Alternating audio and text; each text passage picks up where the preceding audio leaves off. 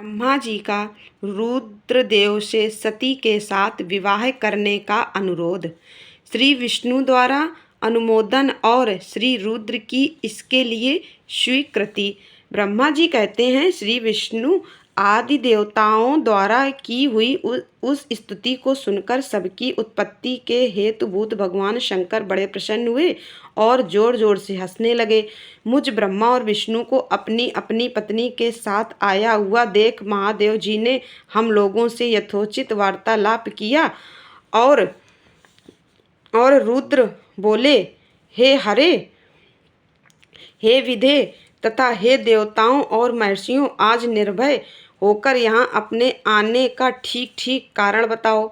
तुम लोग किस लिए यहाँ आए हो और कौन सा कार्य आ पड़ा है, वह सब मैं सुनना चाहता हूँ, क्योंकि तुम्हारे द्वारा की गई स्तुति से मेरा मन बहुत प्रसन्न है। मुने महादेव जी के इस प्रकार पूछने पर भगवान विष्णु की आज्ञा से मैंने वार्तालाप आरंभ किया।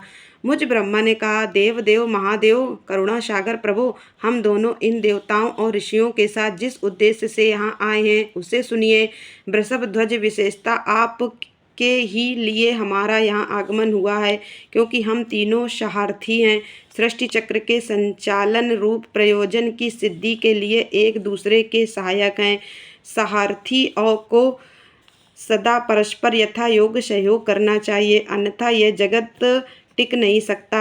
महेश्वर, कुछ ऐसे असुर उत्पन्न होंगे जो मेरे हाथ से मारे जाएंगे, कुछ भगवान विष्णु के और कुछ आपके हाथों नष्ट होंगे। महाप्रभु, कुछ असुर ऐसे होंगे जो आपके वीर से उत्पन्न हुए पुत्र के हाथ से ही मारे जा सकेंगे। प्रभु, कभी कोई विरले ही असुर ऐसे होंगे जो माया के हाथों द्वारा वध को प्राप्त होंगे।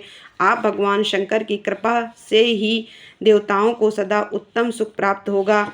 घोर असुरों का विनाश करके आप जगत को सदा स्वास्थ्य एवं अभय प्रदान करेंगे, अथवा यह भी संभव है कि आपके हाथ से कोई भी असुर न मारे जाएं, क्योंकि आप सदा योग युक्त रहते हुए राग द्वेष से रहित हैं तथा एकमात्र दया करने में ही लगे रहते हैं। ईश, यदि वे असुर भी आराधित हों, आपकी दया से अनुग्रहित होते रहें, तो सृष्टि और पालन का कार्य कैसे चल सकता है।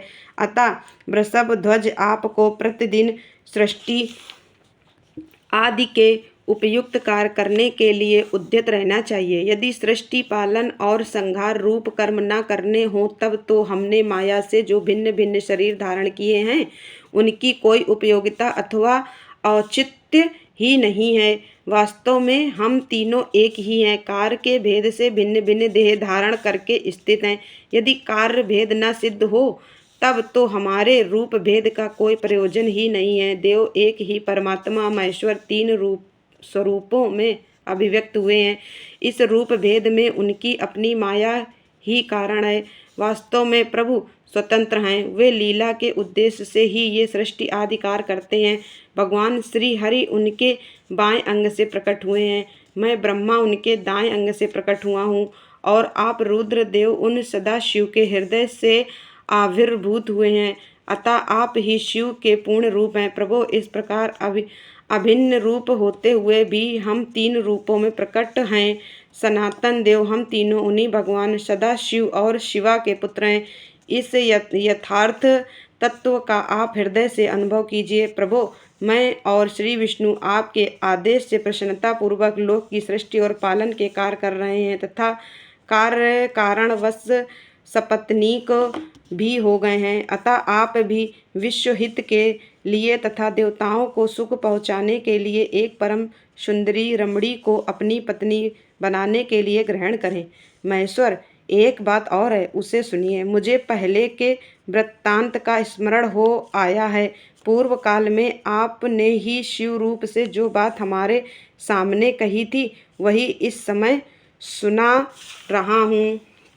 आपने कहा था, ब्राह्मण, मेरा ऐसा ही उत्तम रूप तुम्हारे अंग विशेष ललाट से प्रकट होगा, जिसकी लोक में रुद्र नाम से प्रसिद्ध होगी। तुम ब्रह्मा सृष्टिकर्ता हो गए, श्री हरि जगत का पालन करने वाले हुए, और मैं सगुण रुद्र रूप होकर संहार करने वाला होऊंगा। एक स्त्री के साथ विवाह करके लोक के उत्तम कार्य की सिद्धि करूंगा। अपनी कही हुई इस बात को याद करके आप अपनी ही पूर्व प्रतिज्ञा को पूर्ण कीजिए। स्वामिन, आपका यह आदेश है कि मैं सृष्टि करूं, श्री हरि पालन करें और आप स्वयं संहार के हेतु बनकर प्रकट हों। सो आप साक्षात शिव की संहारकर्ता के रूप में प्रकट हुए हैं। आपके बिना हम दोनों अपना अपना कार्य करने में समर्थ नहीं हैं। अतः आप एक ऐसी कामनी को स्वीकार करें जो लोक हित के कार्य में तत्पर रहे। शंभो, जैसे लक्ष्मी भगवान विष्णु की और सावित्री मेरी सहधर्मणी हैं, उसी प्रकार आप इस समय अपनी जीवन सहचरी प्राण वल्लभा को ग्रहण करें। मेरी यह बात सुनकर लोकेश्वर महादेव जी के मुख पर मुस्कुराहट दौड़ गई। वे श्री हरि के सामने मुझसे इस प्रकार बोले। ईश्वर ने कहा, ब्रह्मान हरे, तुम दोनों मुझे सदा ही अत्यंत प्रिय हो। तुम दोनों को देखकर मुझे बड़ा आनंद मिलता है। तुम लोग समस्त देवताओं में श्रेष्ठ तथा त्रिलोकी के स्वामी हो। लोक हित के कार्य में मन लगाए रहने वाले तुम दोनों का वचन मेरी दृष्टि में अत्यंत गौरवपूर्ण है, किंतु सुरश्रेष्ठ गण मेरे लिए विवाह करना उचित नहीं होगा, क्योंकि मैं तपस्या में संलग्न रहकर सदा संसार में विरक्त ही रहता हूँ और योगी के रूप में मेरी प्रसिद्धि है, जो निवृत्ति के सुंदर मार्ग पर स्थित है, अपने आत्मा में ही रमण करता आनंद मानता है, निरंजन माया से निर्लिप्त है, जिसका शरीर अवधूत दिगंबर है, जो ज्ञानी आत्मदर्शी और कामना से शून्य है, जिसके मन में कोई विकार नहीं है, जो भोगों से दूर रहता है तथा जो सदा अपवित्र और अमंगल वेशधारी है, उसे संसार में कामनी से क्या प्रयोजन है, यह इस समय मुझे बताओ तो सही। मुझे तो सदा केवल योग में लगे रहने पर ही आनंद आता है। ज्ञानहीन पुरुष ही योग को छोड़कर भोग को अधिक महत्व देता है। संसार में विवाह करना पराये बंधन में बंधना है, इसे बहुत बड़ा बंधन समझना चाहिए। इसलिए मैं सत्य सत्य कहता हूँ, विवाह के लिए मेरे मन में थोड़ी सी भी अभिरुचि नहीं है।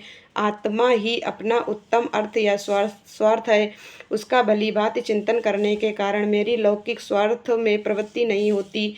तथापि जगत के हित के लिए तुमने जो कुछ कहा है उसे करूँगा। तुम्हारे वचनों को गरिष्ठ मानकर अथवा अपनी कही हुई बात को पूर्ण करने के लिए मैं अवश्य विवाह करूँगा, क्योंकि मैं सदा भक्तों के वश में रहता हूँ, परंतु मैं जैसी नारी को प्रिय पत्नी के रूप में ग्रहण करूँगा और जैसी शर्त के साथ करूँगा उसे सुनो। हरे ब्राह्मण, मैं जो कुछ कहता हूँ वह सर्वथा उचित ही है। जो नारी मेरे तेज को विभाग पूर्वक ग्रहण कर सके, जो योगिनी तथा इच्छानुसार रूप धारण करने वाली हो, उसी को तुम पत्नी बनाने के लिए मुझे बताओ। जब मैं योग में तत्पर रहूं तब उसे भी योगिनी बनकर रहना होगा, और जब मैं कामाशक्त हूँ तब उसे भी कामिनी के रूप में ही मेरे पास रहना होगा। वेद वेत्ता विद्वान जिन्हें अविनाशी बतलाते हैं, उन ज्योति स्वरूप सनातन शिव का मैं सदा चिंतन करता हूँ और करता रहूँगा। ब्राह्मण, उन सदा शिव के चिंतन में जब मैं न लगा हूँ तभी उस भामिनी के साथ मैं समागम कर सकता हूँ। जो मेरे शिव चिंतन में विघ्न डालने वाली होगी वह जीवित नहीं रह सकती, उसे अपने जीवन से हाथ धोना पड़ेगा। तुम विष्णु और मैं तीनों ही ब्रह्मा स्वरूप शिव के अंशभूत हैं, अतः महाभागगण हमारे लिए उनका निरंतर चिंतन करना ही उचित है। कमलासन, उनके चिंतन के लिए मैं बिना विवाह के भी रह लूँगा, किंतु उनका चिंतन छोड़कर विवाह नहीं करूँगा।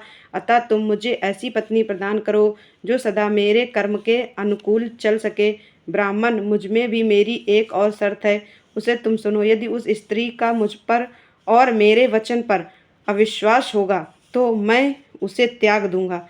उनकी यह बात सुनकर मैंने और श्री हरि ने मंद मुस्कान के साथ मन ही मन प्रसन्नता का अनुभव किया।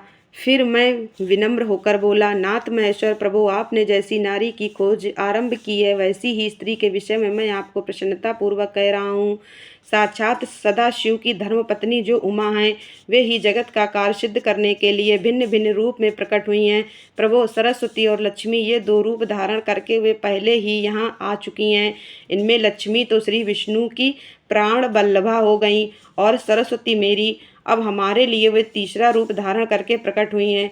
प्रभु, लोक हित का कार्य करने की इच्छा वाली देवी शिवा दक्ष पुत्री के रूप में अवतीर्ण हुई हैं। उनका नाम सती है। सती ही ऐसी भार्या हो सकती है जो सदा आपके लिए हितकारिणी हो। देवेश, माँ तेजस्विनी सती आपके लिए आपको पति रूप में प्राप्त करने के लिए दृढ़तापूर्वक कठोर व्रत का पालन करती हुई तपस्या कर रही है। महेश्वर, आप उन्हें वर देने के लिए जाइए, कृपा कीजिए और बड़ी प्रसन्नता के साथ उन्हें उनकी तपस्या के अनुरूप वर देकर उनके साथ विवाह कीजिए। शंकर भगवान विष्णु की, मेरी तथा इन संपूर्ण देवताओं की यही इच्छा है। आप अपनी शुभ दृष्टि से हमारी इस इच्छा को पूर्ण कीजिए, जिससे हम आदरपूर्वक इस उत्सव को देख सकें। ऐसा होने से तीनों लोकों में सुख देने वाला परम मंगल होगा और सबकी सारी चिंता मिट जाएगी, इसमें संशय नहीं है। तदनंतर मेरी बात समाप्त होने पर लीला विग्रह धारण करने वाले भक्त वत्सल महेश्वर से मधुसूदन अच्युत ने इसी का समर्थन किया। तब भक्त वत्सल भगवान शिव ने हंस कर कहा, बहुत अच्छा, ऐसा ही होगा। उनके ऐसा कहने पर हम दोनों उनसे आज्ञा ले अपनी पत्नी तथा देवताओं और मुनियों के साथ अत्यंत प्रसन्न हो अपने अभीष्ट स्थान को चले गए।